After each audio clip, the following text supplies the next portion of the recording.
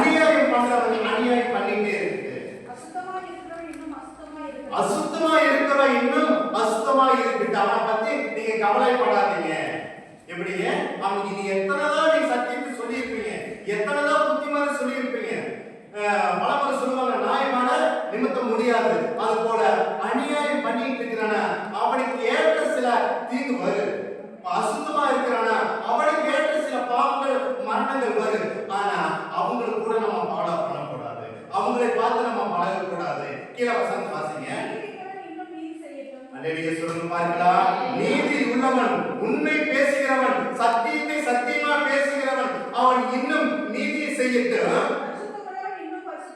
பரிசுத்தம் உள்ளவன் என்ன பண்ணுங்க, இன்னும் பரிசுத்தமாகட்டும்.